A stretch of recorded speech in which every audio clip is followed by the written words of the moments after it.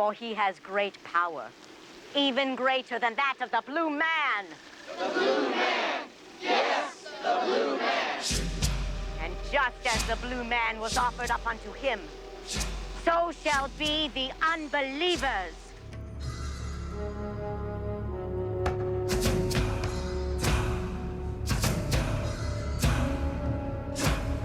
At the time, I was involved with a community theater a lot, and they put out a call for anybody who wanted to come to a cattle call, and I went, and my daughter Jody went. She got cast as one of the children, and I got cast as the police officer.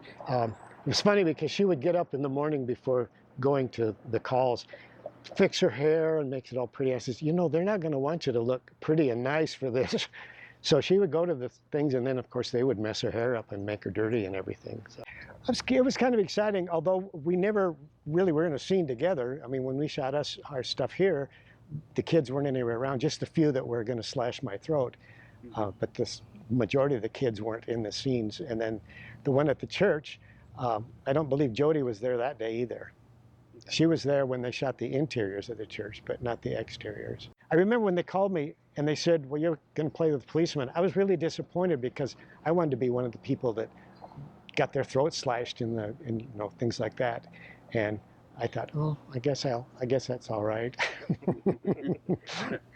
Not realizing it, because I wasn't familiar at all with the story, not realizing the importance of the Blue Man part, that he was basically the man that they hung in effigy and on the cornstalk cross. And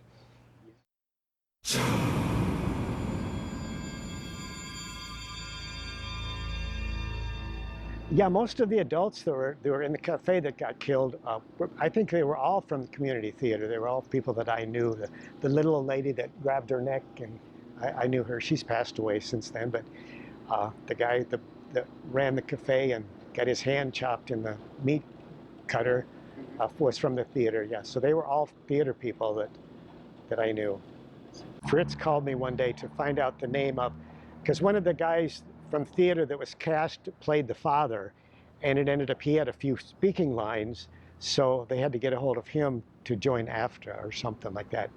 And so that's why he called me to find out his name. And then at that time he told me that my scene, because of the length of the movie, they had to cut several scenes, and mine was one of them that ended up. I was kind of disappointed and surprised when I later on saw promotional pictures of me getting my throat slashed, and it wasn't even in the movie.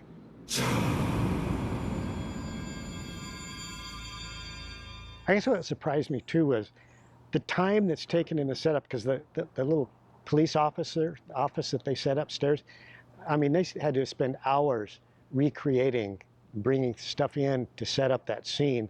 And you know, for just to have it, all that expense and time, and then it ends up on a cutting room floor. Just that's what surprises me, that the preparation that goes into a scene.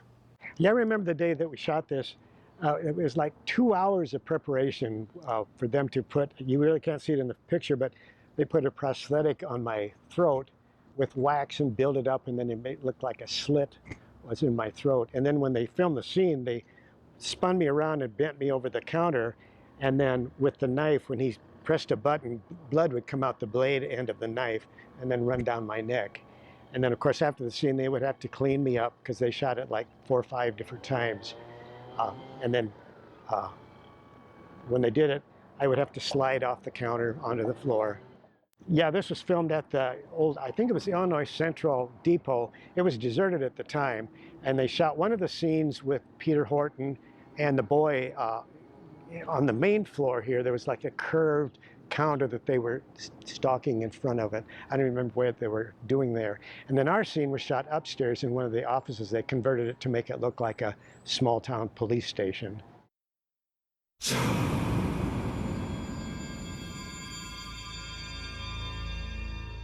It's a really, really good movie, and you got to watch it, because I do appear in the movie later on as a skeleton. I had to lose a lot of weight for that role, though.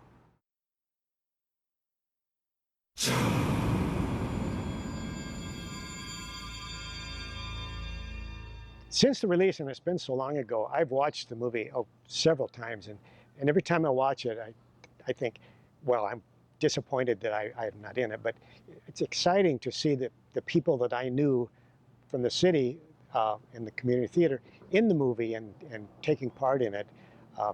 But like I say, every time I do watch it, there's little twinges of disappointment that I didn't end up in it.